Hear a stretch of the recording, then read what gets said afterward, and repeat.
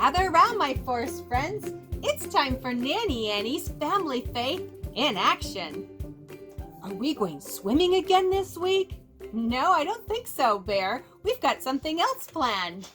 Today we're reflecting on the Gospel of Mark 5:21 to 43.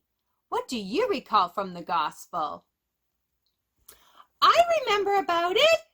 There was this synagogue leader, and he had a very sick girl. She was dying, and he came to Jesus and asked Jesus to come and heal her. But before Jesus got there, people from his household came and said, "Don't trouble the leader anymore. She died." But Jesus said to the synagogue leader, "Do not fear, only believe." And Jesus continued to go, and when he got there, he brought her back to life. Yay! Good job, Jules, of retelling this gospel message. That's right.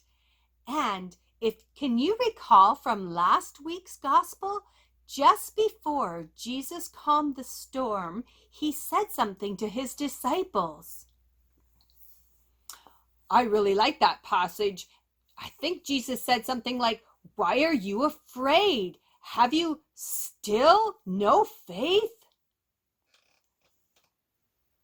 That's interesting. Do not fear, only believe. Why are you afraid? Have you still no faith? Basically, it's the same lesson. Jesus is reassuring us. That's right, Mr. Moose. This week, for our action item, how about we reflect and talk about what's going on in our life and how Jesus might be reassuring us. What kinds of things cause fear? Well, Jules, like sometimes real storms cause fear in little children, but also storms in our life like sickness, when we're going through something that, is a serious sickness and we're not sure how we're going to fare out in it. Or maybe a loved one is sick or struggling with something. Then there's also times when maybe a financial situation isn't good and we're concerned about our finances. There might be things like a hurting relationship in our family, or maybe some personal disappointment or regret that we're going through. There's all kinds of different things that cause people to suffer from anxiety and to be afraid of the situation.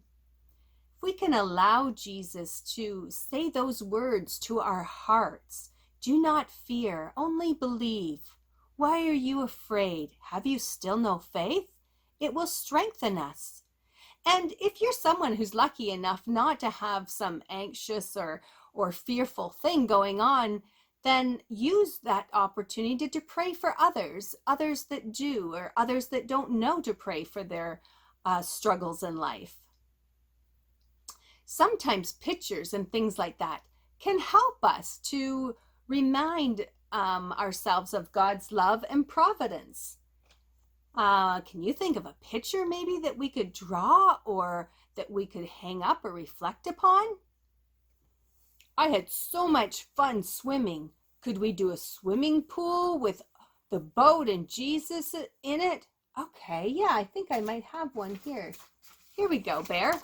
How about something like that? There's a little picture of last week's gospel and Jesus calming the storm. Sometimes you can do word art too, where you can take the words, "Why are you afraid? Have you still no faith?" and just do something like that to hang up and remind yourself of Jesus's care and love. Also things like butterflies. Butterflies are amazing. The cocoons that turn into the butterfly. It reminds us of the possibilities far beyond our imagination, where Jesus can come and bring something good that we maybe wouldn't suspect in our lives. So have fun this week, figuring out something that you can really give your heart to the Lord with and ask him to calm your fears and Make something to remind yourself of His love and goodness that He wants to share in you and your family's life. Thanks for joining us on this week's Nanny Annie and Family Faith in Action.